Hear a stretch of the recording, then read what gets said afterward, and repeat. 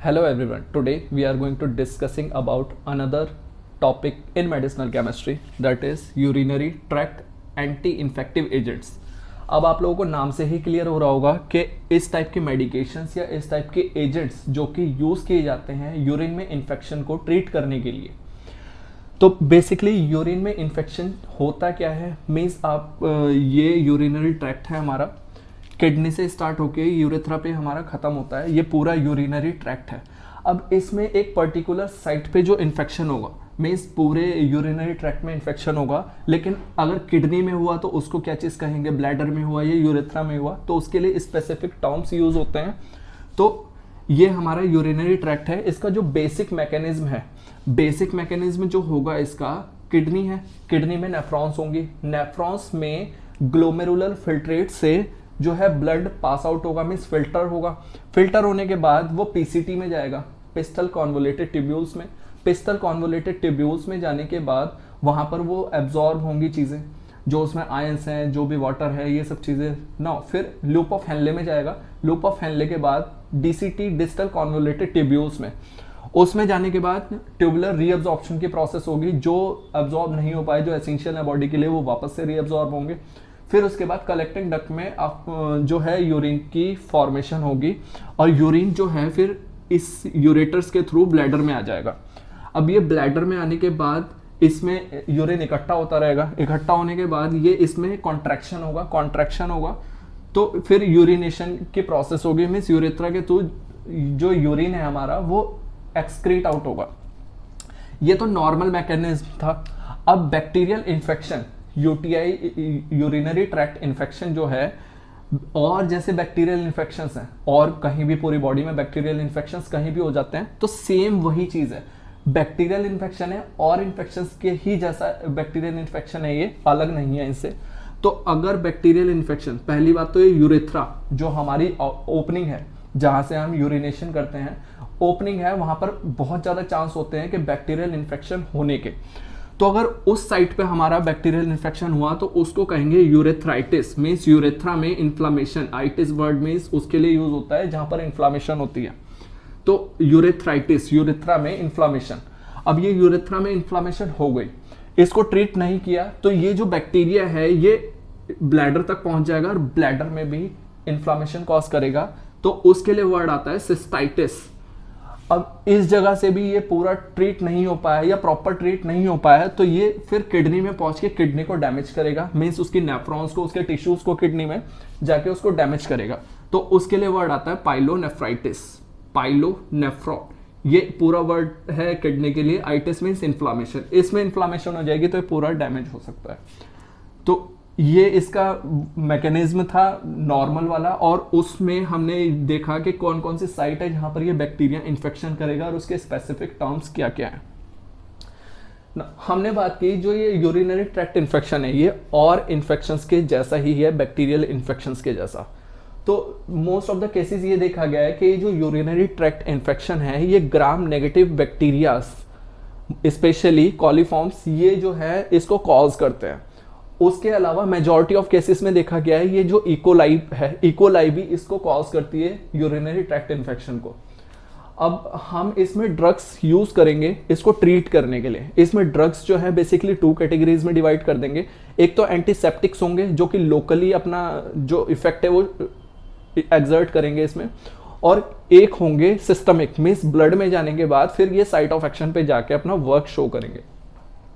तो जो हमारे लोकली हैं, लोकली में इस टाइप का होगा कि हमने एक पिल ली, पिल लेने के बाद उस जो वो पूरी तरीके से डिग्रेड हुई बॉडी में, उसके बाद वो उसकी जो कंसंट्रेशन है, मेडिकामेंट है उसमें, उसकी कंसंट्रेशन है वो यूरिन में हाई हो जाएगी। अब यूरिन जो है इन जगहों से पास आउट होगा, यूरेटर्स में जाएगा, ब्लैडर में जाएगा, यूरेथ्रा के थ्रू बाहर निकल जाएगा। तो इन साइटों पे अगर इन्फेक्शंस हुए तो वो ड्रग इसको क्योर करेगी और वो लोकली जो है अपना इफेक्ट शो करेगी। जो हमारी अदर एंटीबायोटिक्स हैं, हमने ये कहा कि ये बैक्टीरियल इन्फेक्शन है और बैक्टीरियल इन्फेक्शन के ही जैसा बैक्टीरियल इन्फेक्शन है, ये भी अलग नहीं है। तो इसमें भी एंटीबायोटिक्स यूज होंगी क्योंकि हमारा मेन जो फोकस है एंटीबायोटिक्स का वो बैक्टीरियल इन्फेक्शंस को या तो किल, बैक्टीरिया को प्रॉपर किल करना या फिर उसकी ग्रोथ को इनहिबिट करना। तो हम और अदर एंटीबायोटिक्स जो यूज करेंगे इसमें वो आएंगे cotrimoxazole, quinolones, ampicillin, amoxicillin, piperacillin, ticarcillin, cephalosporins, gentamicin, chloramphenicol या टेट्रासाइक्लिन, ये एंटीबायोटिक्स हैं। इसकी सिवियरिटी को देखते हुए इसमें हम ये एंटीबायोटिक्स, ये ड्रग्स जो है हम यूज करेंगे। बेसिकली हम क्विनोलोन्स की बात करेंगे क्योंकि हमें सिंथेसिस जो है सिप्रोफ्लॉक्सासिन की बात करनी है जो कि क्विनोलोन्स में आती है। तो हम क्विनोलोन्स की बात करेंगे। इसका जो रफ जो है इसका जो क्लासिफिकेशन है वो चीज़ हम डिस्कस करेंगे। तो इसमें फर्स्ट जनरेशन, सेकंड जनरेशन ये ड्रग्स आएंगी।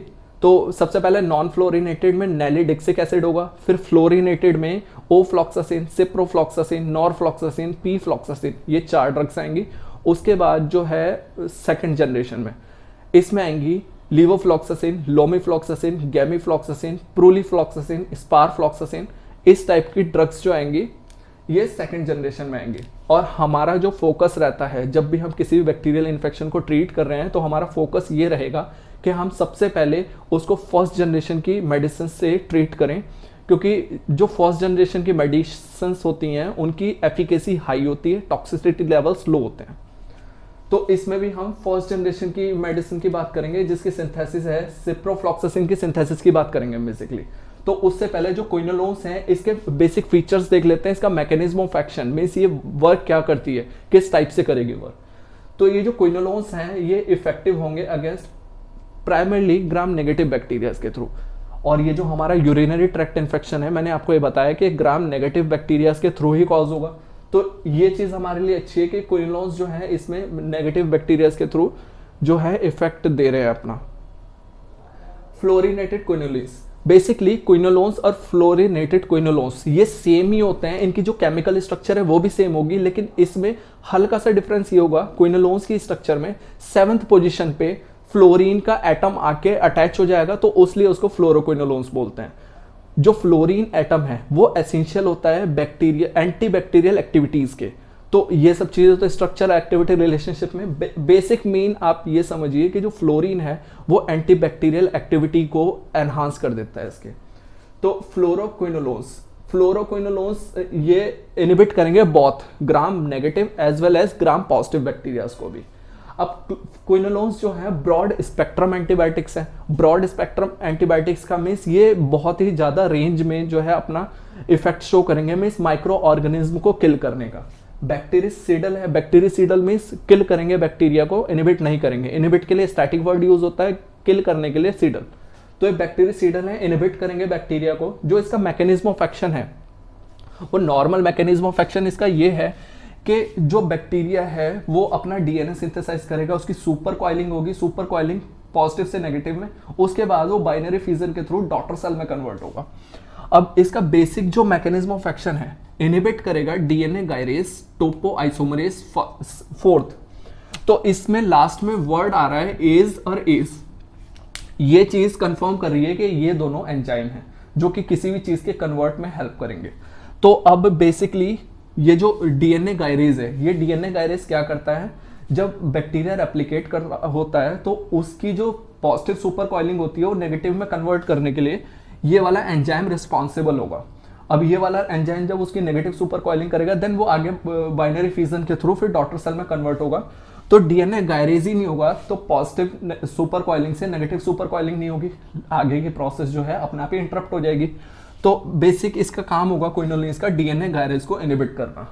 ना टोपोआइसोमरेज क्या है, टोपोआइसोमरेज 4th। ये टोपोआइसोमरेज 4th आपने ये चीज देखी होगी कि हमारा एक बैक्टीरियल सेल है, बैक्टीरियल सेल में ये जेनेटिक मटेरियल है इसका, उसके बाद ये इस टाइप से दोनों जगह फॉर्म हो जाएगा। फॉर्म होने के बाद ये प्रोसेस होगी इसमें बाइनरी फ्यूजन की, मीन्स ये डॉटर सेल में कन्वर्ट होने के लिए इसमें बीच में सेप्टम बनना स्टार्ट हो जाएगा। सेप्टम बनना स्टार्ट होगा तो उसके बाद ये डॉटर सेल्स में कन्वर्ट हो जाएगा, मीन्स एक सेल से 2 सेल में कन्वर्ट होगा। अब ये टोपोआइसोमरेज ये जो इसमें सेप्टम है मीन्स इन सेल्स को 2 में कन्वर्ट होने के लिए ये रिस्पॉन्सिबल है। तो अगर टोपोआइसोमरेज ही इनहिबिट हो गया तो ना तो ये सेल्स बनेंगी ना इसमें सेप्टम बनेगा और ये एज इट इज ऐसे ही रहेगा, तो ये अल्टीमेटली किल हो जाएगा। तो इसका मैकेनिज्म ऑफ एक्शन इसी टाइप से है। अब हमने इसकी जो ड्रग्स की बात है वो कर ली, इसमें क्विनोलोन्स यूज होंगे। क्विनोलोन्स में बेसिकली हम फर्स्ट जनरेशन की बात करेंगे, तो सिंथेसिस जो है हमारी सिप्रोफ्लॉक्सासिन की हम देखेंगे। तो जो हमारी सिप्रोफ्लॉक्सासिन की सिंथेसिस है उसके लिए हम इनिशियल जो मटेरियल है वो 3-chloro-4-fluoroaniline, ये हमारा इनिशियल मटेरियल होगा। नंबरिंग करते हैं इसकी, ये अमीन ग्रुप से यहाँ से स्टार्ट होगी 1 2 3 4 5 6, ये नंबरिंग हमने कर ली। तो 3 क्लोरो थर्ड पोजीशन पे क्लोरीन ग्रुप लगा हुआ है, 3 क्लोरो फोर्थ पोजीशन पे फ्लोरीन ग्रुप लगा हुआ है, 4 फ्लोरो एरोमेटिक रिंग से एमीन ग्रुप अटैच है तो एनिलीन, 3 क्लोरो 4 फ्लोरो एनिलीन, ये हमारा नाम जस्टिफाई हो रहा है। ये हमने हमारा इनिशियल मटेरियल है। ये इनिशियल मटेरियल जो है रिएक्ट करेगा di ethyl ethoxy methylene malonate से, इसका नाम जस्टिफाई करते हैं यहाँ पर हम। C2H5 C2H5 दो ग्रुप हैं इथाइल के, तो di ethyl ethoxy OC2H5 ethoxy group ये लगा हुआ है इस पोजीशन पे। मिथाइलिन CH डबल बॉन्ड से जुड़ा हुआ है, तो इनवर्ड आएगा डबल बॉन्ड जहां भी होगा, तो मिथाइलिन मेलोनेट। ये जो है आपस में रिएक्ट करेंगे, मीन्स कंडेंसेशन की प्रोसेस होगी यहाँ पर।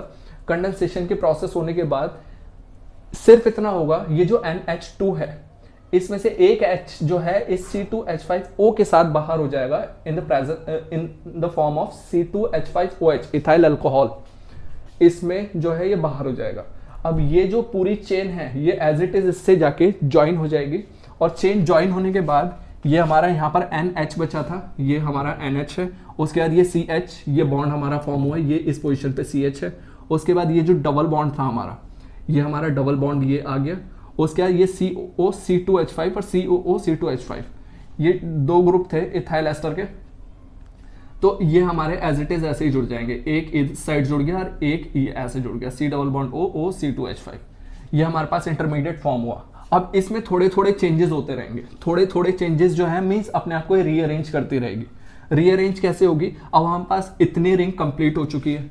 अब इतनी रिंग कंप्लीट होने का मतलब है सिर्फ यहाँ और इसके बीच में बॉन्ड फॉर्म होना। अब इसके बीच में बॉन्ड फॉर्म करवाने के लिए हम इसका साइक्लाइजेशन करवाएंगे। साइक्लाइजेशन बेसिकली जो है हमारा डाइफिनाइल ईथर की प्रेजेंस में होगा।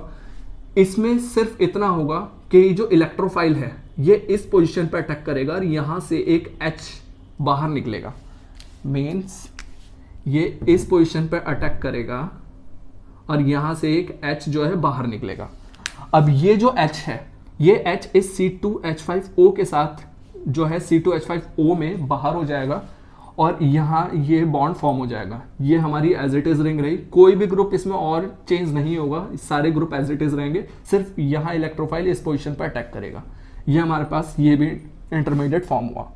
अब इसका हम एल्काइलेशन करवाएंगे। एल्काइलेशन मीन्स इसका बेसिकली जो करवाएंगे हम, साइक्लिक रिंग होगी मिथ इथ प्रोप 3 कार्बन की, तो क्लोरो साइक्लोप्रोपाइल, इससे हम इसका एल्काइलेशन करवाएंगे। एल्काइलेशन में भी हल्का सा चेंज होगा, पूरी रिंग एज इट इज रहेगी। चेंज किस जगह होगा, ये जो नाइट्रोजन एटम इस क्लोरीन के साथ HCl की फॉर्म में बाहर होगा और इस नाइट्रोजन एटम के साथ ये एज इट इज जाके ज्वाइन होगी रिंग। अब यहां तक ये हमारा प्रोडक्ट फॉर्म हुआ है। अब इसमें ग्रुप है इथाइल एस्टर, ये वाला। अब इसको हमें तोड़ना है, तो ये किस टाइप से टूटेगा, ये एसिड बेस हाइड्रोलिसिस की उससे टूटेगा। तो एसिड बेस हाइड्रोलिसिस करवाएंगे हम यहाँ पर। बेस हमने NaOH sodium hydroxide and acid HCl। इससे जब हम इसको रिएक्ट करवाएंगे तो इसमें C2H5 और ये जो हमारा बेस था इसका OH ये लेके बाहर हो जाएगा C2H5OH में। अब हमारे पास सिर्फ और सिर्फ ये बचा है COO, ये बचा है हमारे पास, और HCl का एक H आके इसको COOH में कन्वर्ट कर देगा। ये हमारे पास कंप्लीट मीन्स एक बेस तैयार हुआ है, सिप्रोफ्लॉक्सासिन का एक बेस तैयार हुआ है। सिर्फ इस पोजीशन पे अब सब्स्टिट्यूशन करवाना है हमें 7th पोजीशन पे, बाकी हमारे रिंग जो है कंप्लीट हो चुकी है। तो अब इस 7th पोजीशन पे जो है सब्स्टिट्यूशन करवाएंगे। ये क्लोरीन जो है सब्स्टिट्यूट हो जाएगा पिप्राजीन रिंग से। तो अब जो नेक्स्ट रिएक्शन होगी इसकी वो पिप्राजीन न्यूक्लियस के साथ होगी। पिप्राजीन न्यूक्लियस के साथ भी इतनी ज़्यादा कोई बड़ी रिएक्शन नहीं होगी, सिर्फ इतना होगा कि जो Cl है 7th पोजीशन पे ये सब्स्टिट्यूट हो जाएगा इस H के साथ HCl की फॉर्म में। और ये जो न्यूक्लियस है एज इट इज इस पोजीशन पे ऐड होगा आके, और ये हमारा सिप्रोफ्लॉक्सासिन की सिंथेसिस हो गई। अब इसके हमने एडवर्स इफेक्ट की, यहाँ पर हमने इसकी सिंथेसिस की बात की। अब इसके जो एडवर्स इफेक्ट हैं, एक तो सबसे सेफेस्ट ड्रग है ये, मीन्स इसके जो एडवर्स इफेक्ट हैं वो 100 केसेस में से भी बहुत ही कम, मीन्स 10 या 5% जो पेशेंट हैं उनमें एडवर्स इफेक्ट आते हैं, और वो भी नॉजिया, वॉमिटिंग, एनोरेक्सिया, इस टाइप के जो है नॉर्मल एडवर्स इफेक्ट हैं।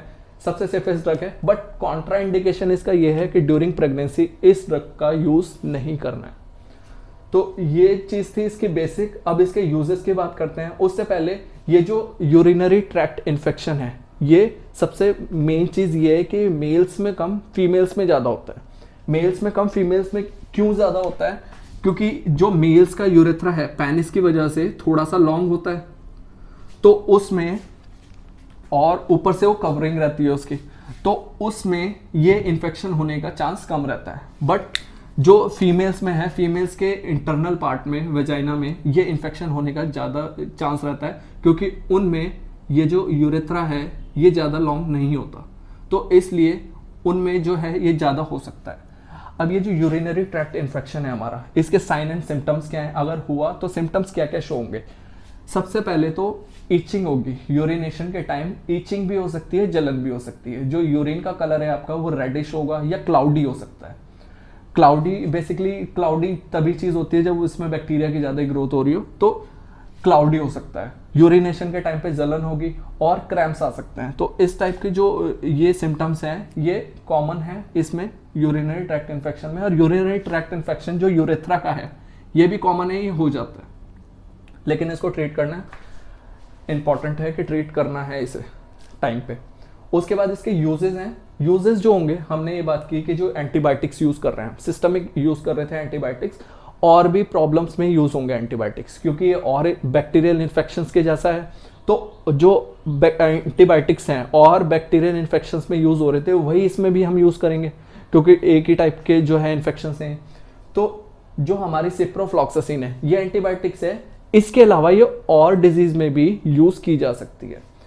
वो डिजीज ऐसी हैं बोन एंड जॉइंट इन्फेक्शंस। अगर बोन एंड जॉइंट्स में इन्फेक्शन हुआ तो उसमें भी सिप्रोफ्लॉक्सासिन का यूज है।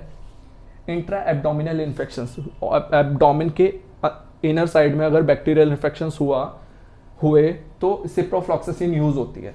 Certain type of infectious diarrhoea, जो आजकल डायरिया में मेडिकेशंस यूज होती हैं आजकल, ओफ्लॉक्सासिन, नॉरफ्लॉक्सासिन और सिप्रोफ्लॉक्सासिन, ये बहुत ही ज़्यादा इफेक्टिव होती हैं कि जो इन्फेक्शियस डायरिया है बैक्टीरियाज के थ्रू या किसी भी चीज़ के थ्रू जो है वो हो रहा है, तो उसको ट्रीट करने के लिए। Respiratory tract infection, respiratory tract में कहीं भी बैक्टीरियल इन्फेक्शन हो गया तो उसमें भी ये ड्रग जो है यूज़ की जा सकती है।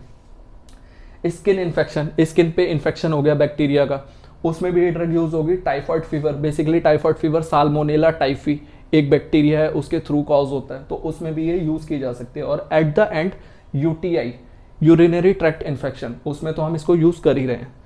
इसका जो मेन कॉन्ट्राइंडिकेशन है ये ड्यूरिंग प्रेगनेंसी यूज नहीं होती। अभी शायद मैंने आपको इस बीच में बताया होगा, ड्यूरिंग प्रेगनेंसी ये ड्रग जो है यूज नहीं की जाएगी। तो बेसिकली हमारी ये सिंथेसिस थी, बहुत इंपॉर्टेंट सिंथेसिस भी है और बहुत ही इजी सिंथेसिस है। कुछ नहीं होगा, सिर्फ इन दो इनिशियल मटेरियल की जब कंडेंसेशन होगा उसके बाद रीअरेंजमेंट होगा लास्ट तक रीअरेंजमेंट होने के बाद जब पिप्राजिन न्यूक्लियस से हम रिएक्ट करवा देंगे तो उसके बाद हमारा सिप्रोफ्लॉक्सासिन जो है हमारा प्रोडक्ट हमें मिल जाएगा। तो दैट्स ऑल फॉर टुडे। अगर आपको वीडियो अच्छी लगी हो तो इसको लाइक करें, शेयर करें और सब्सक्राइब करें चैनल को, बेल आइकन को हिट कर दें, जिससे कि इन फ्यूचर आपको वीडियोस जो आएंगी उनका नोटिफिकेशन टाइम टू टाइम मिल जाए। Thank you.